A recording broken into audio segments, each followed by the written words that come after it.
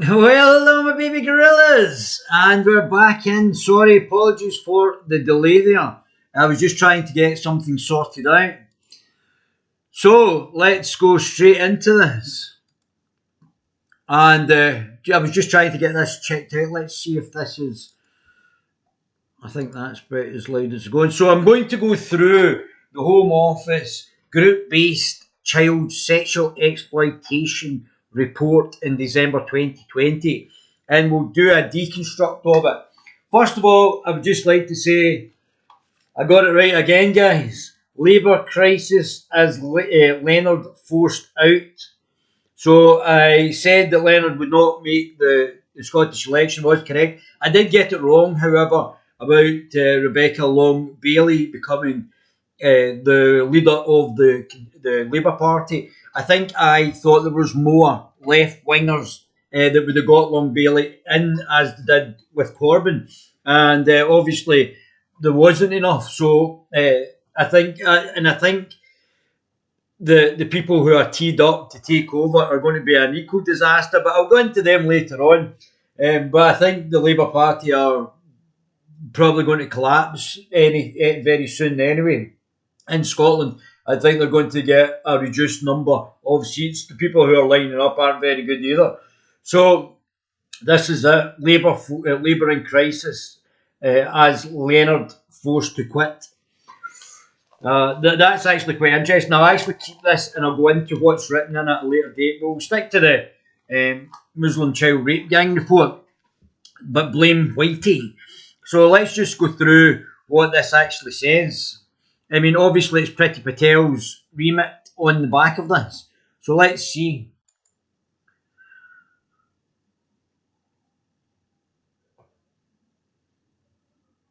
Group-based child sexual exploitation. Characteristics of offending. December 2020. Copyright Crown Copyright 2020.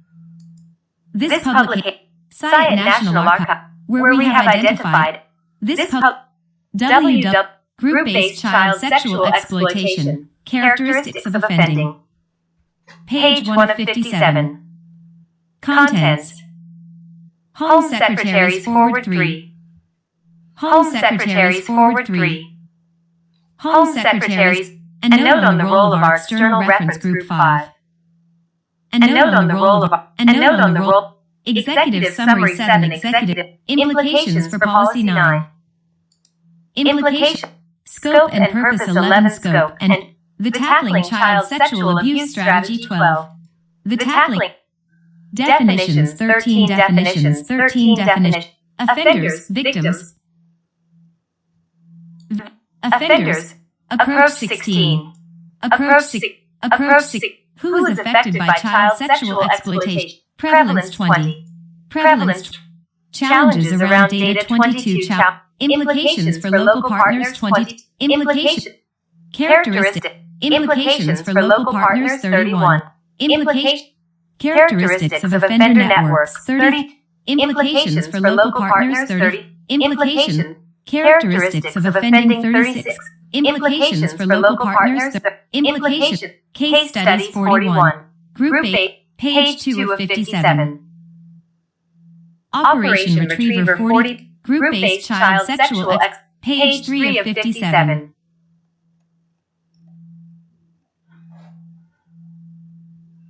Group-based child sexual exploitation. Characteristics of offending.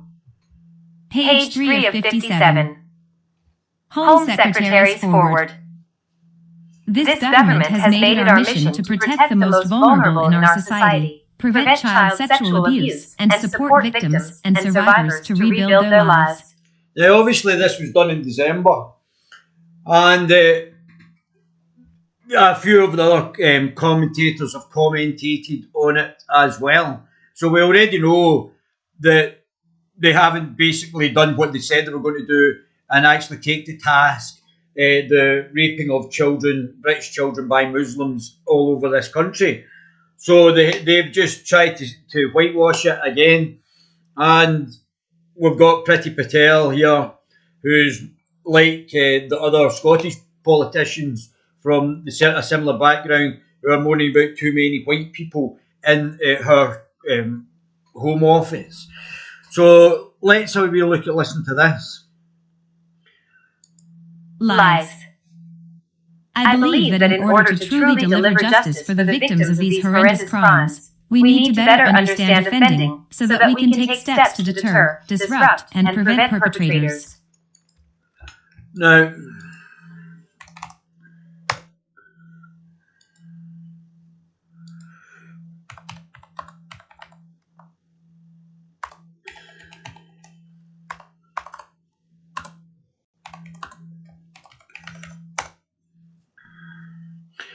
so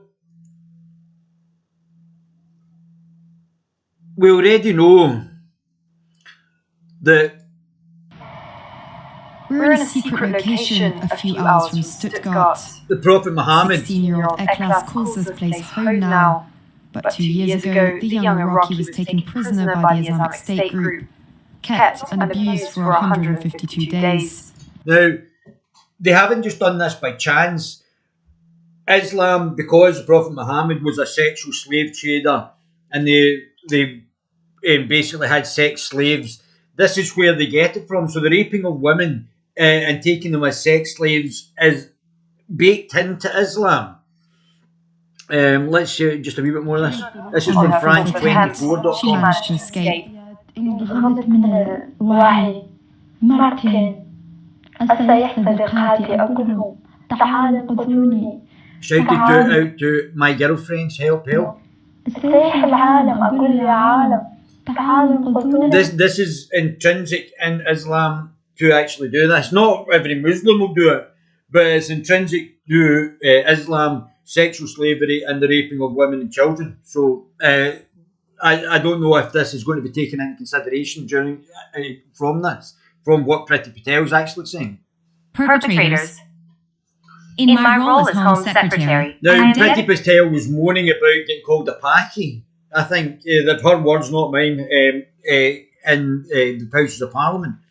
Now, these girls have been raped and passed about and sexually trafficked all over the place, and she's been moaning about being called a Paki in school. Obviously, her being offended, is a much greater consequence than mass raping of children in Scotland or for her, for example.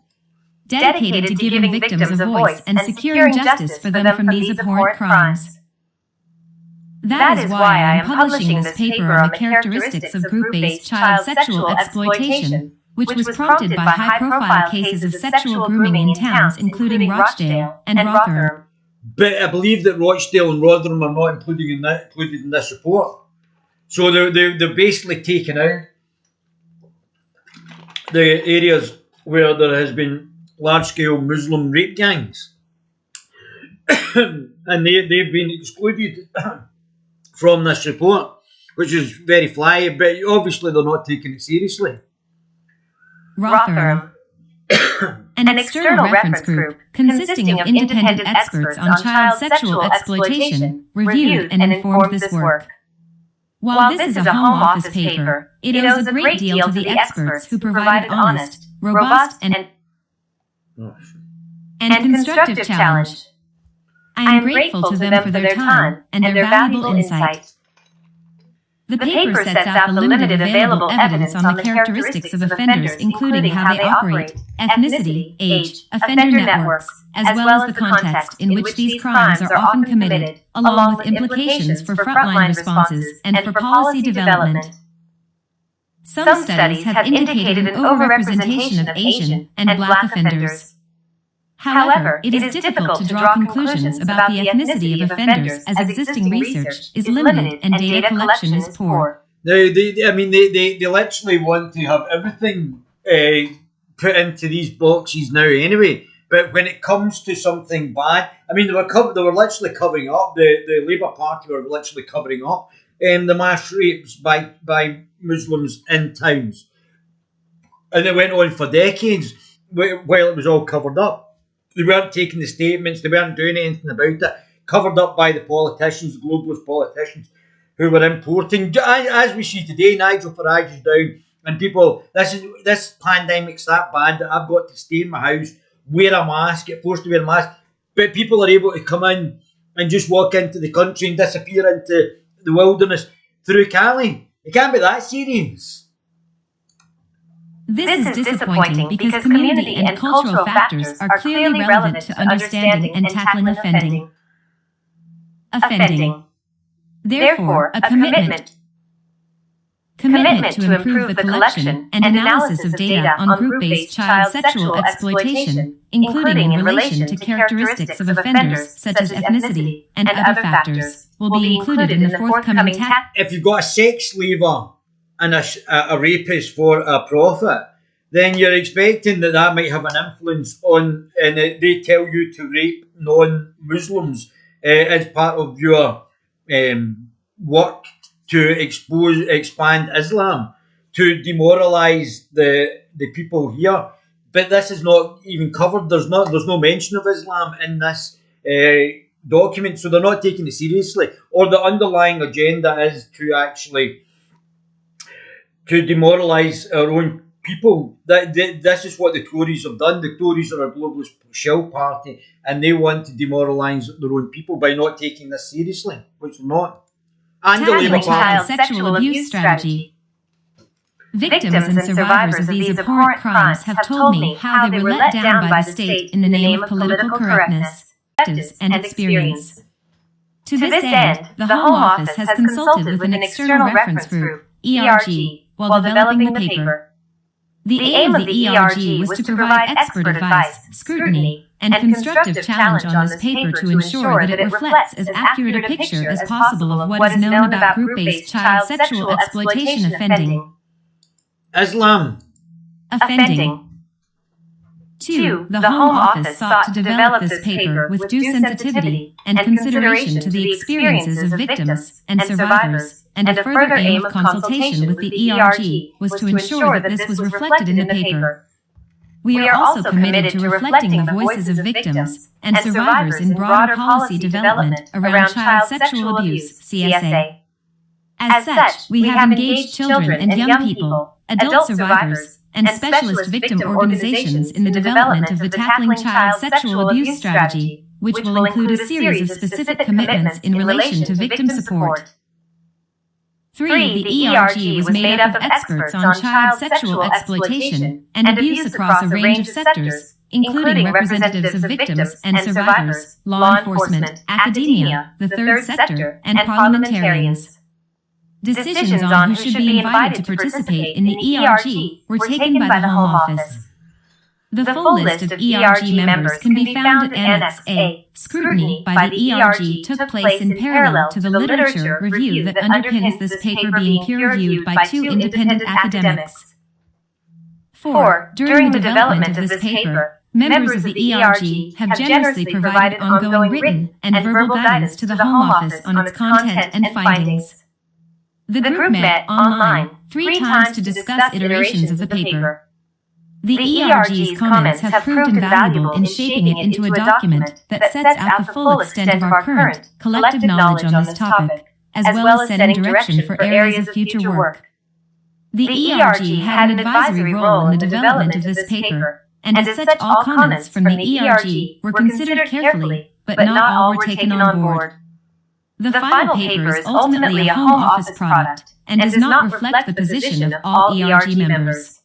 Because they had to cover it all. Throughout their discussions, ERG members were clear that group-based CSE is an important issue that warrants significant government attention. However, they recognized that this is a complex and nuanced area. The group recognized the difficulties in defining group-based CSE, particularly as a form of abuse. Muslim rape gangs. Abuse that is distinct from other types of CSE and child sexual abuse more generally. The group agreed that these definitional challenges contribute to a lack of robust research and data in the public domain on group-based CSE. It was also highlighted that much of the evidence available is now quite old, and therefore is unlikely to represent current thinking and understanding of group-based CSE. The ERG was broadly supportive of the aims of this paper in trying to achieve a rounded picture of the nature of group-based child sexual exploitation, Characteristics of offending. Page 6 of 57. Offending with a mix of data, research, and more illustrative detail from case studies and local reviews. 6. ERG members felt that more work would be needed to develop the insights in this paper, which is focused on the available evidence, into a more tangible and practical product for practitioners to use on a day-to-day basis. So the Home Office don't want to know the extent of this. The more it's swept under the carpet, the less that they have to deal with it. So they look over there, look over there. They don't want to deal with this. Basis. The group stressed the importance of prevention of this type of offending in addition to investigation and disruption. Members felt that prevention activities need to be tailored to local and community contexts, and that central government needed to work with and support local partners to develop both prevention and disruption strategies that are place-based. Well, if you've got big churches and mosques all over the UK who promote the raping of non-Muslims, then you've got a big problem having a prevention strategy, haven't you? Based. In light of the paper's findings, the Home Office has committed to updating and expanding its child exploitation disruption toolkit. 7. The intention of the work that informed this paper was to improve understanding of the characteristics of offending, including ethnicity, but placing this understanding in It's not the ethnicity of the individual. It's if you have an ideology that promotes rape and the sexual exploitation of children. If you've got something that promotes that, then it's not about what colour of skin the person has. The context of the experiences of victims and survivors has been a central consideration throughout. Members of the ERG suggested that the best way to reflect this emphasis in the paper would be to describe who is affected by child sexual exploitation and their experiences, including direct quotes. This can be found at paragraphs 50 to 57. Yeah, I would definitely. I mean, it's horrendous. I mean, somebody going like Alex Salmond, who looks like he's been set up for false sexual allegations. I'll go into Alex a later date. What's happening just now? He's refused to testify at the court because the government, the SNP, won't release the legal advice, and he's refused, and also because of the COVID. But he's refused to actually attend in person. But if you're getting false allegations, it's just as bad as actually getting the allegations, the real allegations. So it can destroy somebody's life. So you have to get some way of actually being able to, especially if it's historic as well, because they haven't bothered to do their job in the first place. The police covered up because of the politicians, and it was the Labour politicians, including Tony Blair and Gordon Brown, allegedly. 8. The group expressed differing views in relation to the scope of the paper, including how tightly drawn the definition of group-based CSE should be for the purposes of this paper. Some members felt that the paper needed to position group-based CSE more clearly in the context of wider CSA, and highlighted the risk that a narrow focus on CSE by groups could contribute to failures to recognize and tackle other forms of CSA and CSE that have received less attention. Now, we already know the Muslims try and deflect and say, what about the Catholic Church? Which is also true. They allegedly paid out money to politicians to cover up the sexual exploitation by the Catholic Church. And this is what Muslims point to and say, but what about them? The difference between the Catholic Church, it doesn't promote the raping of children in the Christian doctrine, as far as I'm aware. Not that I've read it recently. But Islam does promote the raping of non-Muslims as part of their ideological doctrine. Attention. 9. The ERG also did not reach consensus around how the evidence should be presented, particularly with regard to cultural and community contexts. While this has been a central consideration both in the development of the paper and the research that informed it, the available evidence is weak and robust data is scarce.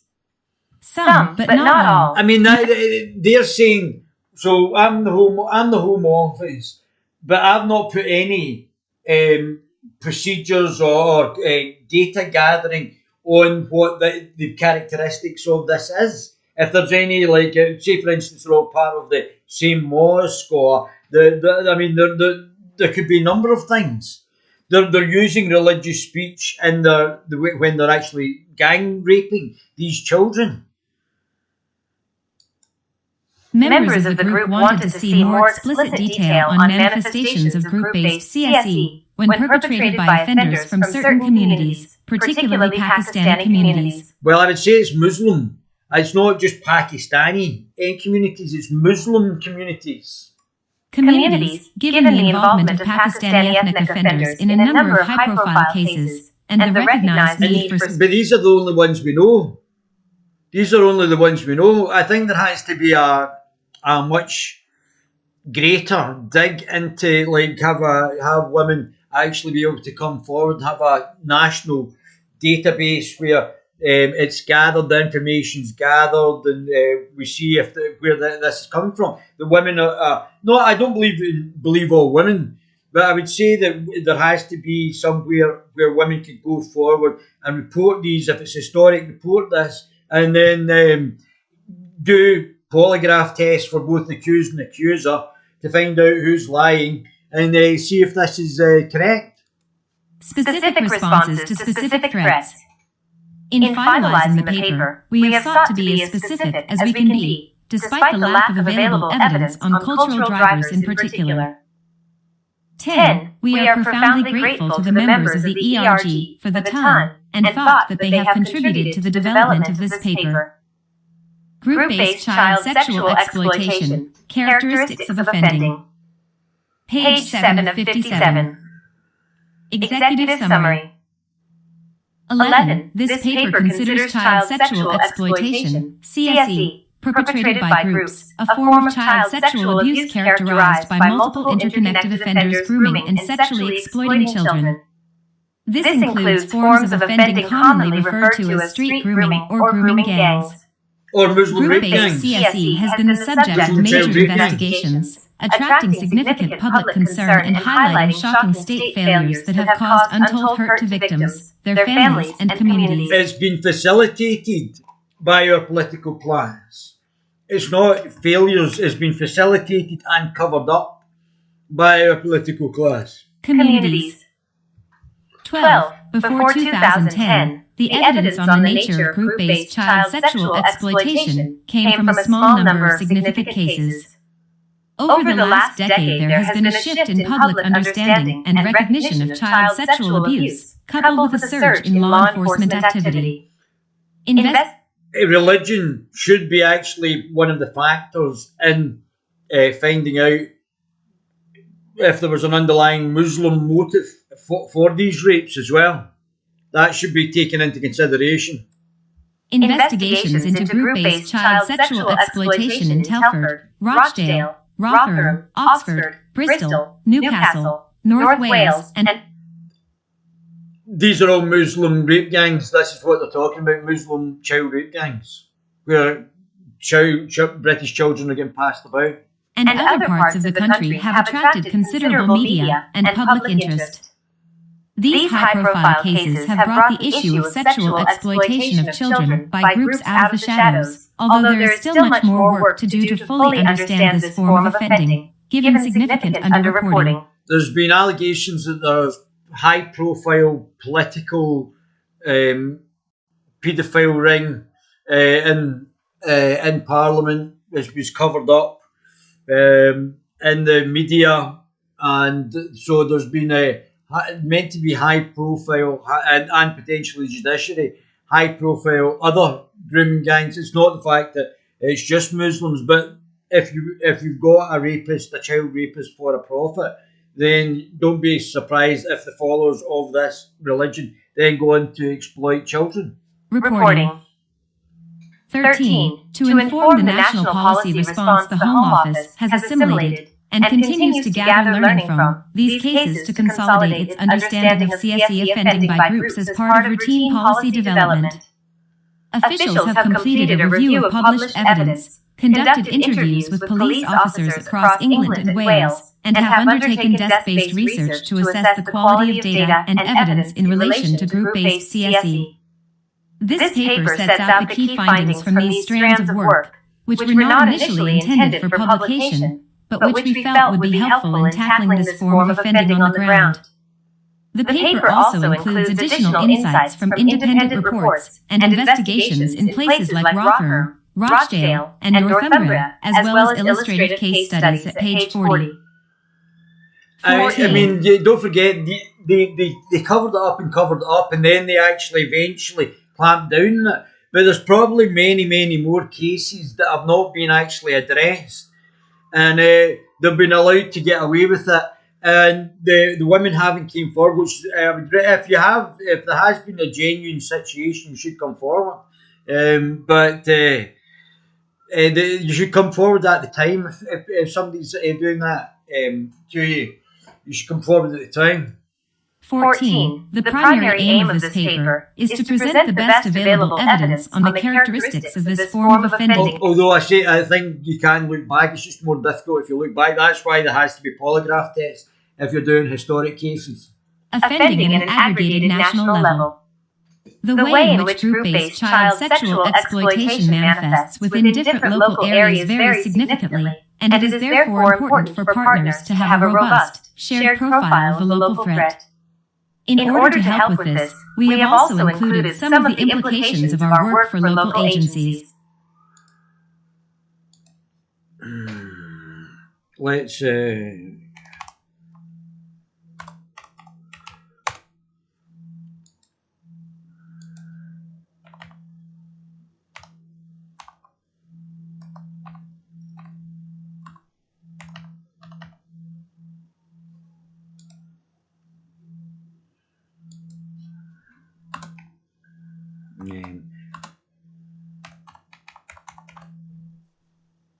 So Majid Nawaz has done quite a lot of things.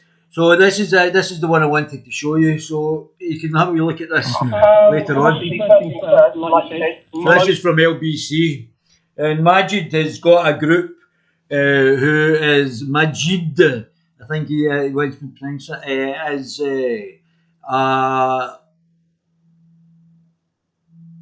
has got an organisation that has done a bit of research into the sexual exploitation of children through group-based Muslim rape gangs, basically Muslim child rape gangs. I think the majority of the people in the country will be appalled to hear some of the things that you're saying, and I don't think anyone would agree with it.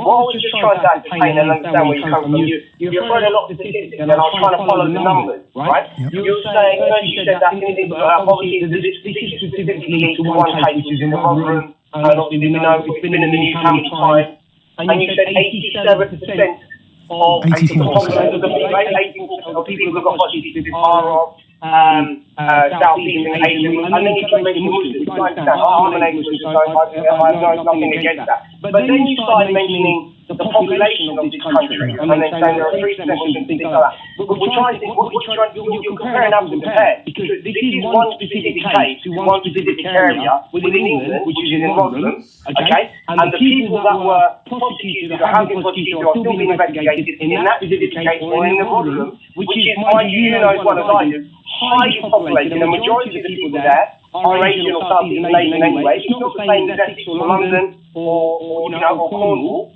So obviously, then when you're mentioning national statistics, I think you're comparing apples and pears. Let me respond to it because I think there's an issue here, understandably so, of shock and denial. And I just need you to be aware of something that you may not be aware of. Because I started this conversation all those years ago in a similar level of shock and denial. Unfortunately for your argument, it's not just Rotherham. Yes, in Rotherham, this has been, it's the most famous one, or infamous one, because it was the first one to be exposed in 2014. An inquiry found in Rotherham there were more than 1,400. The police haven't been doing their job, and they've been allowed to get away. The Parliament's allowed them to, the police officers to get away basically scot-free with the huge industrial raping of children. In Scotland and in England predominantly, although it's meant to have happened in Scotland as well. And our useless bunch that are doing little or nothing there either. Victims, 1,400 victims. 1,400 in a relatively small town of Muslim rape gangs. And sexual exploitation between 1997 and 2013. That's just in one town. So that's not even the full. They've only limited it to specific dates. I don't know why they've done that. I don't know why it's not just open to anybody coming forward. That's what it should be. It should be open to. It doesn't matter about the dates. It should be open to anybody who's gone through this situation. It gets worse, Daniel. Then it happened in Rochdale. And then in Rochdale, they found that basically sentences were given up to 19 years because of crimes committed against girls between the age of 13 and 15 in and around Rochdale. So, I mean, this is basically raping kids, basically. Basically raping children.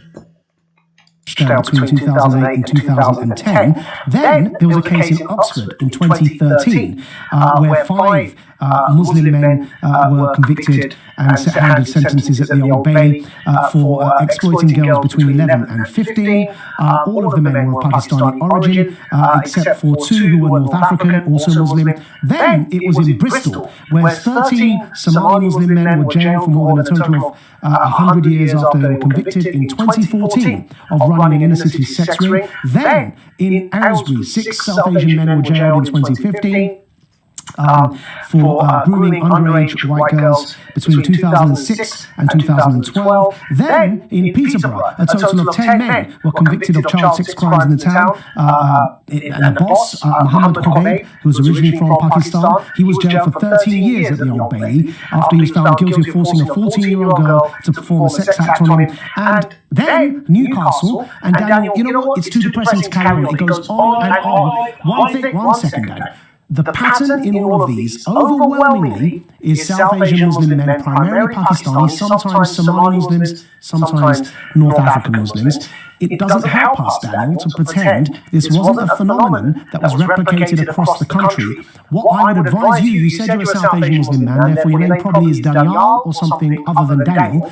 I would advise you to address this topic head on and not pretend it's not a national phenomenon, because I guarantee you that anger will rise if you come on radio and pretend this is not a national problem. So I'll let you have a look at this more, but obviously Priti Patel is trying to cover up this the Muslim child rape gangs. Agencies. Key findings. 15. All forms of child sexual abuse are underreported, and the evidence on which we base these findings is limited to the cases we know about. Given that the majority of people who are sexually abused do not tell anyone at the time, see paragraph 58, and that some disclosures are not recorded, we are aware that there are aspects. Group-based child sexual exploitation, characteristics of offending. So what they do Page is, what the Muslims try and do is break down the woman's dignity and break down the child by raping children. They try and destroy that person, and it goes on, especially gang raping them. They try and destroy that person's confidence, and that's what our political class have let into our country. This kind of offending that are not covered in the literature or in any of the case studies we have considered. 16. Based on what we do know, the characteristics of offenders in group-based CSE include that they are predominantly, but not exclusively, male one, and are often older than sexual offenders in street gangs, but younger than lone child sexual offenders. In many cases, offenders are under the age of 30, but in some cases they are much older. 2.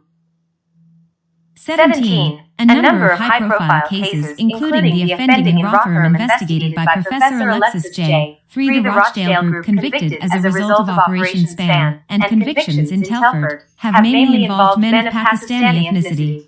Why are they not being deported though? Why are they not being deported from the UK? That, if they've done such horrific things, they should be kicked out of the country, not allowed to stay. Specific high-profile cases, the academic literature highlights significant limitations to what can be said about links between ethnicity and this form of offending.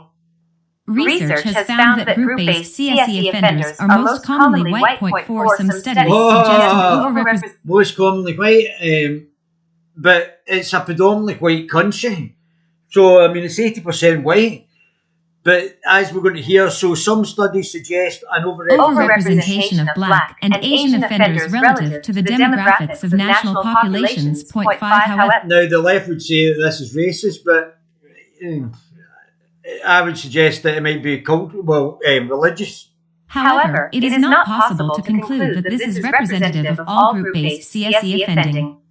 See, they're trying to do the sort of deflection here. Why didn't they just address the Muslim rape gangs, Muslim child rape gangs? They could have just addressed that as a separate issue. And then they could address the white and the Asian, Black and Asian. So, but Black and Asian might be both Muslim. So the underlying thing with both these two might share is a commonality of Islam that's allowing the government is covering up for the mass rapes of children by Muslims, whether they be Black or Asian. Such as data quality problems, the way the samples were selected in studies, and the potential for bias and inaccuracies in the way that ethnicity data is collected. 0.6 during. So they keep talking about ethnicity, but it's not the ethnicity that's the issue, it's the religion that's the issue. During our conversations with police forces, we have found that in the operations reflected, offender groups come from diverse backgrounds, with each group being ethnically. Islam is a diverse thing. It's not a race or what you would describe as a race. It's not an ethnicity. It's spread through different ethnic groups. Homogeneous. However, there are cases where offenders within groups come from different backgrounds. 0.7. But they might all be Muslim, and this is what you don't want to see in your report, because obviously then the focus then has to go on Islam because it's a child rapist death cult. 7. 18. Motivations differ between offenders, but a sexual. But they might all be Muslims. They might be Muslims. Well, once we group in who's the Muslims, then we'll be able to see what's what. If they follow that part of what the Islam has made into their culture, it's okay to rape kids, and it's been promoted throughout the UK. Sexual interest in children is not always the predominant motive. Financial gain. Raping children to actually dehumanise them and forced conversions, as we've seen what happens in Pakistan, and the court then supports the Muslim rapist because Prophet Muhammad was a Muslim rapist.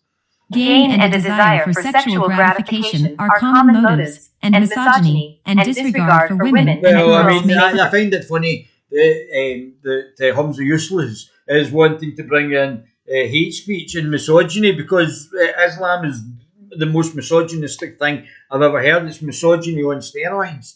So I don't. So obviously, what he's wanting is Islam to be exempt from any misogyny. So the most misogynistic thing in our society, which would be Islam in Scotland, is going to be exempt from the misogyny, although it's misogyny on steroids. Further enable the abuse. 0.8. The group dynamic can have a role in creating an environment in which offenders believe they can act with impunity in exacerbating disregard for victims. They can act with impunity because it's actually been facilitated from the top down, from the political class down. And the police aren't doing their job because they're getting instructions from the politicians, both the Labour and the Conservative and the Liberals. Victims, and in drawing others into offending behavior. 0.9. Investigators told us that they believe offenders may seek to distance themselves from their victims to reduce their inhibition to offending. This could include othering people, either in relation to the fact that they are from a different community or in relation to their gender. So they're deliberately targeting non-Muslims, there's Sikhs as well, Hindus, even female Muslims as well, who rape female Muslims. So it's to dehumanise them and devalue them, and then they treat them badly, so that they're basically torn down in their own eyes and the society's eyes, and that's what they do. It's practice for them. Where misogynistic attitudes are at play. As I said, Islam is the most misogynistic thing in our society. Play. 19. Offender networks tend to be loosely interconnected, with some members more central. All going to the same mosque. Central to the group and others more peripheral. Some groups are more tightly. 1, for example, CEOP, 2011, Bearlowitz ETA, Group-Based Child Sexual Exploitation, Characteristics of Offending. Page 9 of 57. Connected point 10 networks tend to be based on pre-existing social connections, including work and family. Point 11. 20. There is no common structure to offender networks, and modus operandi vary. Some frequent elements of offending include initiating contact with victims in the shared local area, grooming the victims and significant adults, such as parents, into believing the victim is in a legitimate relationship with the offender, the so-called But why would you let your child go? I mean, if I had children, I certainly wouldn't let them go with a Muslim boy for exactly this reason. So we already know what's actually happening here. So and it should be taught in schools. Boyfriend model and the use of parties, drugs, and alcohol to reduce victims' resistance and willingness to report. Point 12 abuse often takes place in private or commercial locations, but it has also been seen to take place in public spaces. Point 13. 21. This kind of abuse can and will happen when groups of, largely, men have access to potential victims in circumstances where they feel able to act with impunity, and where the group dynamic means perpetrators both give each other permission and spur one another on to greater depravity and harm. This can happen anywhere. The precise nature of the abuse will vary from one instance to the next, shaped by the specific context and by the attitudes of the perpetrators. Implications for policy. 22. Key insights about the nature of group-based CSE that could inform a local response include the localized nature of offending, whereby contact with potential victims tends to take place in locations frequented by offenders in the course of their employment and/or social activity, and where safeguards around victims are lower. The proliferation of offending behavior through social networks, and the potential role of offenders within the group in persuading or coercing others to participate, the need for appropriate multi-agency safeguarding and support for victims, and the need for consistent recording practices and information sharing between agencies to inform local threat profiles. But the police were ignoring even parents and children were coming forward, and the police were actually ignoring these situations rather than building up evidence on the actual individual. Profiles. 23. Local agencies should fully understand the local context and facilitate strategic engagement between communities, agencies, businesses, and charities to both understand the profile of offending and identify opportunities to disrupt it. Group offending is particularly complex and requires relentless disruption and well-resourced, victim-centered investigations. Safeguarding should also take into account the local context, identifying and building safeguards around vulnerable children and intervening in the situations or environments in which they are likely to be targeted.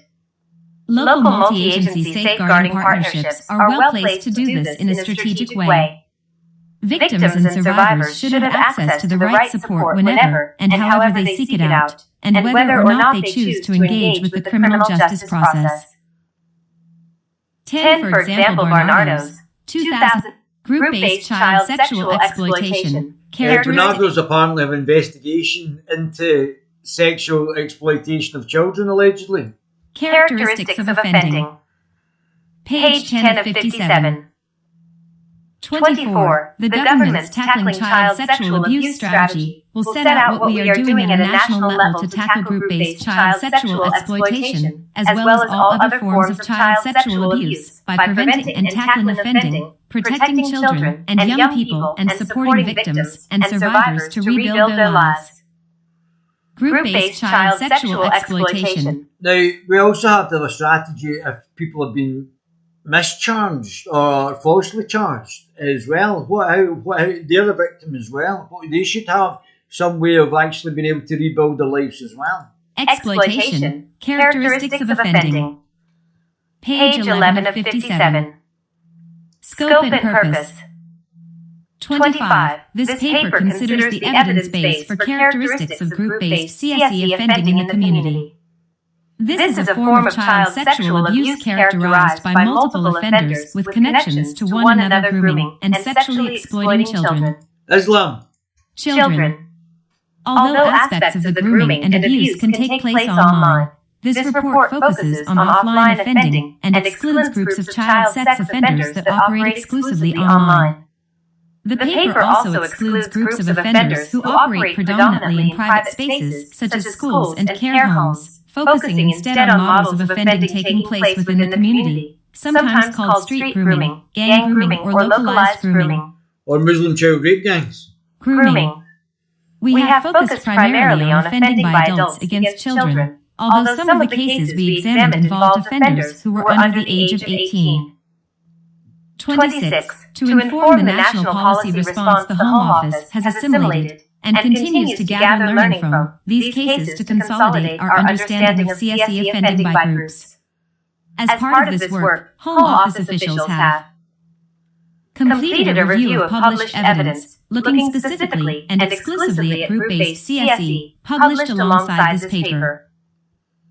Spoken to a number of officers across England and Wales who were dealing with police operations investigating child sexual exploitation perpetrated by groups of offenders to draw out commonalities and variations between different manifestations of group-based CSE.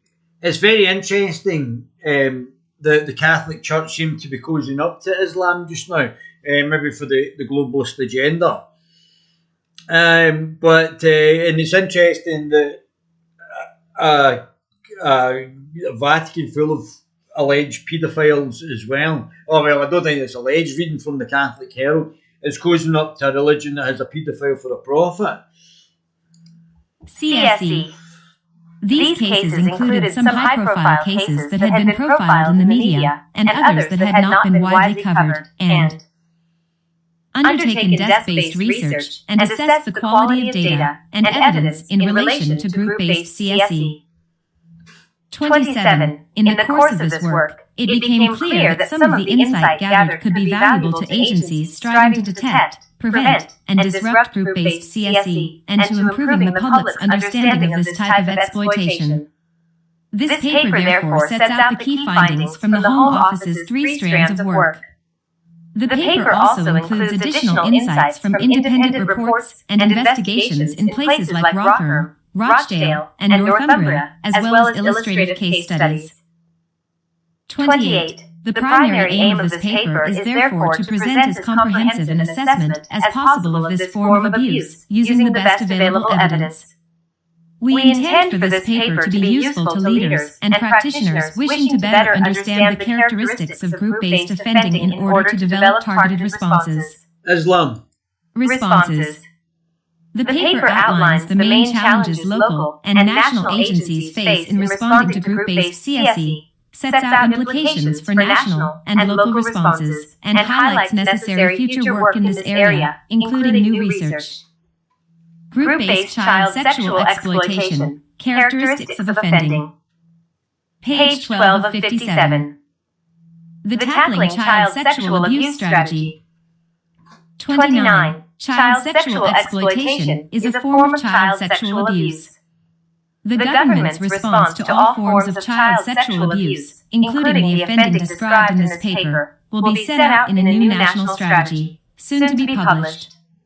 This paper does not therefore attempt to describe the national policy response to this form of offending in full, but some relevant initiatives in this area are described from paragraph 131. 30. These include building on the government's Child Exploitation Disruption Toolkit, drawing on insight from successful investigations and from this paper, and providing strategic guidance to local areas on profiling, preventing, and disrupting this form of offending. Continuing to support local interventions to combat exploitation through the prevention program delivered by the Children's Society, and working with other sectors, particularly businesses, to create safer local spaces. Encouraging focused engagement with communities to deter potential offenders and support bystanders in spotting the signs of exploitation and reporting their concerns. Supporting work within policing to improve the analysis of intelligence around organized exploitation and using it to inform law enforcement operations. But if you've got mayors and officials, councils and things who are not actually doing their job and are on top of the police to actually get this sorted out, then these are only words. Operations. Group-based child sexual exploitation. And what happens if you've got Muslim councillors or Muslim mayors who follow Islam and know that child rape is okay by Islam standard, if not our society standard? We've already seen that in Pakistan that they actually allow the rapists to walk free of raping Christian children. So what happens if the actual underlying people who are in charge, their councils, are Muslims? Characteristics of offending. Page 13 of 57. Definitions. Child sexual abuse and exploitation. 31. The definition of child sexual abuse, CSA, is set out in the Department for Education's Statutory Guidance Working Together to Safeguard Children 2018. Child sexual abuse involves forcing or enticing a child or young person to take part in sexual activities, not necessarily involving a high level of violence, whether or not the child is aware of what is happening. The activities may involve physical contact, including assault by penetration, for example, rape or oral sex, or non-penetrative acts such as masturbation, kissing, rubbing and touching outside of clothing. They may also include non-contact activities, such as involving children in looking at, or in the production of, sexual images, watching sexual activities, encouraging children to behave in sexually inappropriate ways, or grooming a child in preparation for abuse. Sexual abuse can take place online, and technology can be used to facilitate offline abuse. Sexual abuse is not solely perpetrated by adult males. Women can also commit acts of sexual abuse, as can other children. 32. For the purposes of this paper, the definition of child sexual exploitation, CSE, as a subset of child sexual abuse, CSA, is adopted. This definition, copied below, was set out by the Department for Education in 2017 and is included in Working Together 2018. In the course of discussing this paper, members of the External Reference Group expressed differing views on the utility of the concept of exchange as expressed in this definition, and the possibility that exchange suggests complicity on the part of the victim. Child sexual exploitation is a form of child sexual abuse. It occurs where an individual or group takes advantage of an imbalance of power to coerce, manipulate, or deceive a child or young person under the age of 18 into sexual activity, A, in exchange for something the victim needs or wants, and or B, for the financial advantage or increased status of the offender or facilitator. The victim may have been sexually exploited even if the sexual activity appears consensual. Child sexual exploitation does not always involve physical contact. It can also occur through the use of technology. Grooming, groups and gangs. 33. As well as the need to define CSE, the terms group and gang can also cause inconsistency. While the term grooming gang is widely used in the media, as well as in some Muslim child rape gangs, some literature, it is an ambiguous term that has no official definition. It is important to understand what is meant by grooming and to distinguish between groups and gangs. Group-based child sexual exploitation. Muslim child group, Muslim child rape group. Alright, that's interesting. Exploitation. Characteristics of offending. Page 14 of 57. 34. Grooming is a process by which a person prepares a child, significant adults, and the environment for the abuse of the child. 14. Grooming is a feature of many different forms of exploitation and abuse, including criminal exploitation, by which children are manipulated and coerced into committing crimes, whether online, in the family environment, or by persons in positions of trust, as well as being a common feature of group-based exploitation. 35. The Office of the Children's Commissioner has distinguished groups and gangs as follows. Gangs are relatively durable, predominantly street-based social groups of children, young people, and, not infrequently, young adults who see themselves and are seen by others as affiliates of a discrete, named group who 1. Engage in a range of criminal activity and violence, 2. Identify or lay claim to territory, 3. Have some form of identifying structural feature, and 4. Are in conflict with similar groups. Groups are 2 or more people of any age, connected through formal or informal associations or networks, including, but not exclusive to, friendship groups. 15. 36. Many groups described in the media as grooming gangs do not fit the above definition of a gang. Their members do not see themselves as affiliates of a discrete, named. They're not in a gang. They're part of a religion that advocates raping of children and taking sex slaves. What bit are you struggling with? Are you just not wanting to see Islam's a child rapist death cult? Named group, they are not in conflict with similar groups of people, i.e. other gangs, and the group of No, but they're all associates part of Islam and Muslims. That's what you're in this report actually ducking, aren't you? does not have a clear structure, such as hierarchies or Yes, it individuals does. It does have it has a playbook. It has everything. A hierarchy. Now you build Muslim churches across the land. play central coordinating roles.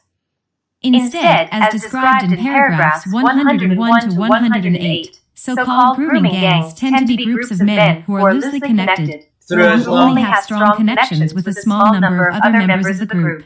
But all Muslims. They do not necessarily enter into the conflict that is often seen between street gangs, nor do they always have associations with other, similar groups of people. 37. For the avoidance of doubt, our work has focused on child sexual exploitation perpetrated by groups, as per the above definition, which therefore includes what commentators sometimes describe as grooming gangs. We have not focused on offender groups operating in institutions or online, but as definitions vary and forms of offending often overlap, some of the sources used may include those and other multiple offender cases of child sexual abuse. We have focused primarily on offending by adults against children, although some of the cases we examined involved offenders who were under the age of 18. 38. Where we have used the term network, this is to describe a group in terms of its size, structure, and connectivity, and the relationships between its members, rather than to denote a specific type of group, or something distinct from a group. 39. The Home Office-funded Center of Expertise on Child Sexual Abuse, CSA Center, published a typology of child sexual offending in March of this year. 16. This empirical study, based on analysis of case files, identifies child sexual abuse through groups as one of 9 offending types. The typology report explains that each type reflects a distinct combination of characteristics, though it recognizes that there are overlaps between the types. The typology also notes that sexual abuse through 14. Craven et al. 2006. Fit group-based child sexual exploitation, characteristics of offending. Page 15 of 57. Groups may include contact abuse, and/or the creation/sharing of images, and recognizes the inherent overlap between online and offline. This resonates with some of the insight gained through our conversations with police and highlights the overlap that exists between contact and online offenses in group-based CSE offending. Offenders, victims, modus operandi. 40. The term offender is used in this paper to describe individuals who perpetrate child sexual exploitation and abuse. In the course of our work, we have considered ongoing police operations that may not have reached trial, in which individuals suspected of abuse have been described as suspects or nominals. For simplicity, we use the term offender throughout, even in reference to those cases. 41. We use the term victim to describe a person who has been sexually exploited. Some people who have experienced sexual exploitation prefer the term survivor, and the term complainant is used in the criminal justice system when accusations have not been proven. For simplicity, we use the term victim throughout. 42. Modus operandi, or mode of operating, refers to the broad ways in which offenders carry out their activities. In the context of this paper, it refers to the ways in which offenders approach, abuse and exploit, and retain control over their victims. Group-based child sexual exploitation. Characteristics of offending. Page 16 of 57. Approach. 43. In recent years, the Home Office has been exploring the characteristics of group-based CSE through a number of discrete projects carried out in the context of routine policy development. 44. We reviewed published literature, including academic and grade literature, on group-based CSE, conducting an evidence assessment to identify key texts on this topic, published alongside this paper. This was used to understand what is known about the prevalence of group-based CSE, the offending behaviors and strategies seen in group-based CSE, the characteristics and makeup of offender networks, and characteristics of victims and offenders. However, we recognize that some of this evidence was published some time ago and may not reflect current circumstances. Let me just I'll wrap it up in a wee while, but this is the Lotus Eaters. You should definitely subscribe to their website. Was arrested and he's been charged. I think it was 2016 he was charged. He was sentenced to 35 years in jail for 23 offences against 9 girls. So that won't be the totality of his crimes, but at least he got 35 years in prison. So. But I mean, imagine what he must have been thinking as he was doing all this. So they're just going to let me take these kids. Yeah, I mean, I'm guessing from the Pakistani heritage statement that he comes from a Pakistani culture. Yeah. And then he's probably thinking as he identifies Pakistani, British, or maybe just Pakistani, I don't know. Yeah. But he would have been experiencing British culture, or at least the British legal system, as one that just lets you do this, and even facilitates you doing it, and doesn't ask questions. And I don't think this would have happened had it been a white English person, for a start. No, you'd say he's a woman. Well, obviously. The cops would arrest him. I've got absolutely no doubt in my mind. It wouldn't be elder boyfriend classification. And I'm absolutely certain that that he would have been aware of something like that too. I don't think that the people doing this are stupid. I think they're deeply immoral. I don't think that they don't know that they can see. They're just going to let us get away with this. I don't know. I mentioned last time the documentary This Is What Winning Looks Like in Afghanistan, where they're looking at the more rural areas and backwards parts of Afghanistan. And one of the problems they had with training the local police to be police officers was that they would, this is an old practice apparently, where the local police officers, if they wanted to, they would go out to town, steal young boys, don't know why boys, but they would take them back to the police station and keep them as T-boys. Yeah, it's well known. Yeah, so this is the police, this isn't just randos like this guy. So it was culturally accepted, at least in that part of Afghanistan, that you could just go and steal boys as a police officer, keep him, and then abuse him. And the Vice documentary filmmaker went with the American to the local commander, the guy who's regional. And he's more higher up, so he has to be proper. Yeah. And they ask him, what do you think about this? We've got video evidence going on, they've admitted it, we've got the witness statements. And can we please go in 9 a.m. tomorrow, raid all these police stations, and free the boys, because they're slaves. Yeah. And he's like, oh, I don't know, maybe we can do this, do that, and they're arguing. And eventually I don't know how to think about it. Should we free the slaves? They're just children. This is like 2015. Yeah, so this is awful. modern day attitude. Yeah. And eventually his response comes to, well, if they don't do it to the boys, who are they going to do it to? Their grandmothers? What the? How about they just don't? Yeah, this is a regional... 45. We have also interviewed police officers and safeguarding professionals across the country who have worked on a range of group-based CSE operations to understand more about their perceptions of the offenders and victims involved, their understanding of modus operandi, and the practicalities of investigating such cases. We looked at 10 operations dating from 2013 to 2018, covering 6 of the 10 police regions in England and Wales, and interviewed 26 professionals. Further detail of our approach to this project. As you can see, I don't know why they've only done 6 of the 10, why they've not done all 10. That's a bit convenient. Is at Annex B. 46. We have explored existing administrative data collections, including police data, to see what could be learned from those. As will be discussed throughout this paper, available data on group-based CSE is limited, as with all types of CSA, making it difficult to make confident, quantifiable judgments about this type of offending. We are working with the police to improve the data in this area.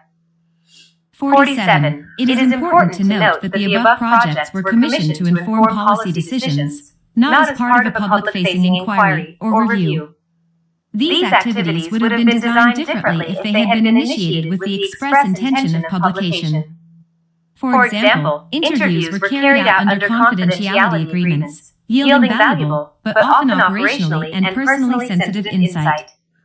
While we have developed this paper as a means of bringing together the key insights gathered in the course of the above activity, and with the kind agreement of the participants, it has been necessary to remove some details to avoid jeopardizing live operations and to protect the identity of victims. 48. This paper also reflects insights from serious case reviews, independent reports, and investigations into specific cases, such as the J report on Rotherham. Towards the end of this paper, we have also set out 4 case studies to help illustrate some of the wider findings raised in the paper around offender and victims' characteristics, and how group-based child sexual exploitation manifests. 49. We have also considered the work of the Independent Inquiry into Child Sexual Abuse, IICSA, established by the government in 2015. The inquiry investigates the extent to which institutions in England and Wales have failed in their duty to protect children from sexual abuse. It's not institutions, it's the political class that's failed. I mean, Tommy Robinson was put in prison for covering the Muslim child rape gang cases. And he was imprisoned. It took them years and years even to get the first conviction. In fact, it was the British National Party who first came to light through, as far as I was aware, because obviously the Labour Party and the Conservatives were covering it up or facilitating it in some cases. Abuse and exploitation. As part of its work program, the inquiry set up an investigation into institutional responses to child sexual. Group-based child sexual exploitation, characteristics of offending. Page 17 of 57. Exploitation by organized networks. To support its investigation, the inquiry also commissioned specialist research agency TONIC to undertake research into the motivations and behaviors of perpetrators who operate as part of organized groups. Point 17. Islam. 17 as the inquiry's research was carried out concurrently with the Home Office's work in this area, it would have been inappropriate for the government to duplicate this effort while it was ongoing. We have given careful consideration to TONIC's research findings and will consider the inquiry's recommendations in due course. 17 Senkair ETAL, 2020. Group-based child sexual exploitation, characteristics of offending. Page 18 of 57. Who is affected by child sexual exploitation? I do not think the public understand, and I do not think I would if I had not gone through it myself. I think it is very hard to understand fully. A young person, real voice is 18. 50. The work that has informed this paper was aimed at better understanding the characteristics of group-based child sexual exploitation offenders and offending, and this paper reflects that emphasis. Our ultimate aim is to prevent sexual exploitation and to ensure better safeguarding and support for victims and survivors. We consider it important, therefore, to present these findings in the context of a broader understanding of who experiences child sexual exploitation and how it affects them. 51. It is important to be clear that vulnerability is not the reason that abuse occurs, and victims of sexual abuse and exploitation are not responsible for the harm they experience. Moreover, while research identifies some characteristics that are common to victims of CSE, we recognize that abuse and exploitation are not uniquely experienced by people who share those characteristics. As with offenders, data on the characteristics of victims of CSE is limited by the fact that there are many cases that do not come to the attention of the authorities, and data is only collected on those who have been identified. Point 19. Our understanding of victims' experiences is therefore likely to be incomplete and more reflective of those who do report than those who do not.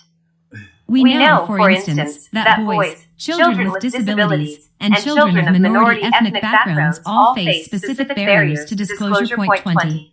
Yeah, so I mean, the other Muslim children are being sexually exploited because it's a big sin to be raped in Islam, although they're quite happy to rape other people's children, and also their own. Because it's such a stain that if a woman is raped, a Muslim woman, they don't usually say anything. 52. Noting these important qualifications, research shows that the victims of child sexual exploitation who are identified are most commonly female. 21, although males may be less likely to be identified as victims. 22, and aged 14 to 17 years old, with a peak at around 14 to 15 years old. Point 23, this is a slightly older and narrower age profile than is seen across child sexual abuse more widely. The factors which have the clearest documented association with the risk of child sexual exploitation, indicating vulnerabilities that abusers might seek to exploit, include being in care, experiencing episodes of going missing, and having a learning disability. Point 24. Other documented factors which may be exploited by abusers include drug/alcohol dependency, mental health issues, and experience of previous abuse.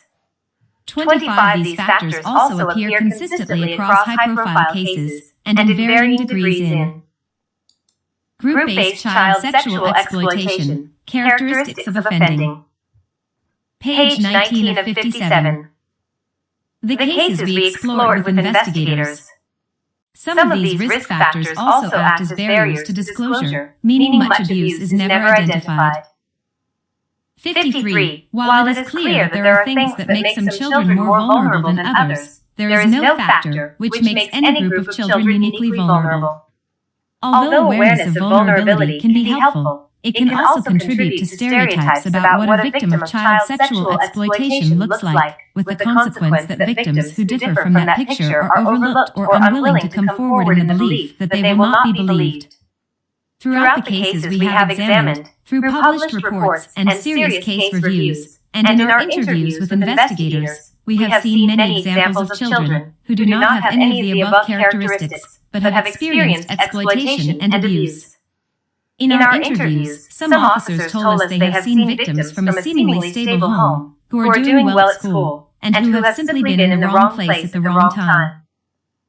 54. People who have experienced exploitation and abuse are clear that they want and need services to support them. Young people have reported feeling judged and not believed when they approach services, and have expressed clearly how important it was to them to be treated with sensitivity and respect. Point 26. People who experience child sexual exploitation need to access a combination of different statutory and non-statutory services at different stages of their recovery. But it is important that they receive a coherent and consistent service. All young people can be worked with. It's about finding the right worker. And the professional, staying strong, staying tough, and going along the roller coaster ride with the young person. The worker needs to always be there to support you whenever you need it. It doesn't go away overnight. It takes time. Quote from a youth consultation event on CSE Practice Guidance 27.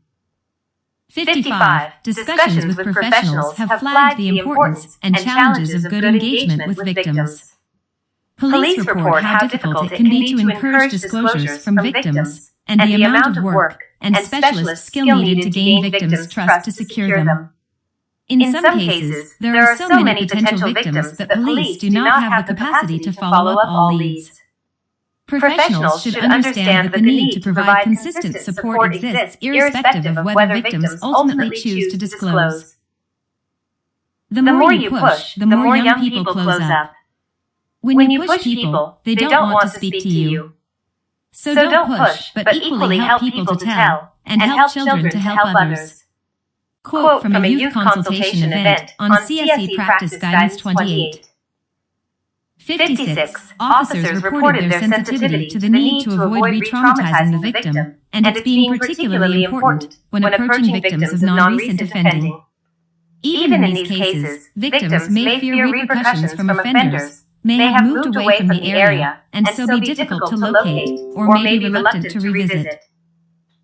26 Beckett and Warrington, 2015. 27 Beckett ETAL, 2017. 28 Beckett ETAL, 2017. Group-based child sexual exploitation, characteristics of offending. Page 20 of 57. An extremely difficult aspect of their past.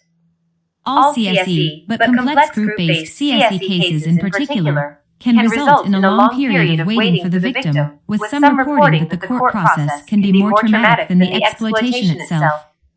29. 57. These and other considerations relating to the appropriate provision of support services for children and young people are explored more fully in the government's Tackling Child Sexual Abuse Strategy. Prevalence. 58. It is difficult to determine the scale and prevalence of CSA due to underreporting and underreporting. The Crime Survey for England and Wales estimates that 76% of adults who experienced rape or assault by penetration as children did not tell anyone about their experience at the time. 30. Looking at police-recorded crime, non-recent cases, i.e. those where the offense was a year or more before it was reported to the police, accounted for 34% of all sexual offenses against children recorded by the police in the year to March 2019. 3132. A recent Joint Targeted Area Inspection (JTAI) report has demonstrated the difficulties professionals face in identifying CSA. 33. This means that the majority of abuse remains hidden. Through gathering data from a number of surveys asking children and adults about their experiences of child sexual abuse, the CSA Center estimated that, at a minimum, 15% of girls and 5% of boys experienced some form of child sexual abuse. 34. 59. Over recent years, we have seen steep increases in the reporting of child sexual abuse offenses to the police.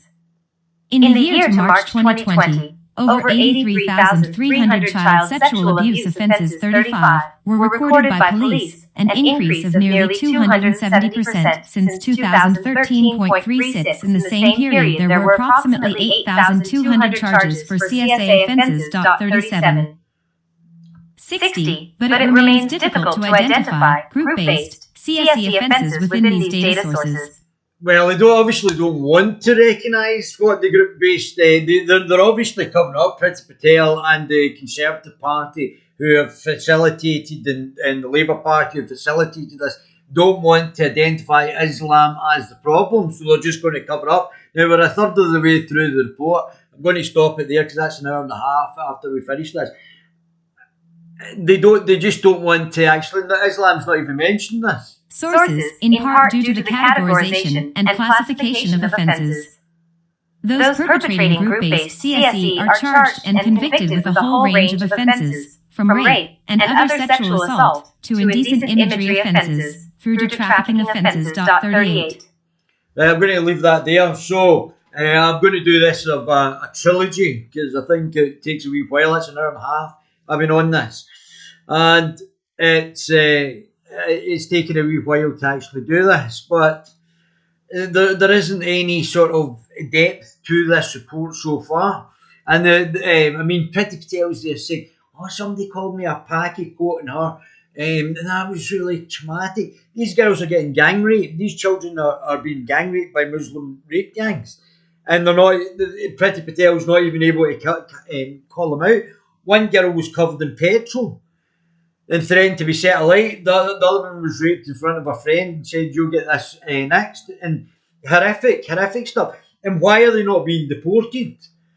You should just be deported after this. The guys, the people who were part of the Rochdale rape gangs weren't deported. They said they were going to get deported and then they were just left in the country.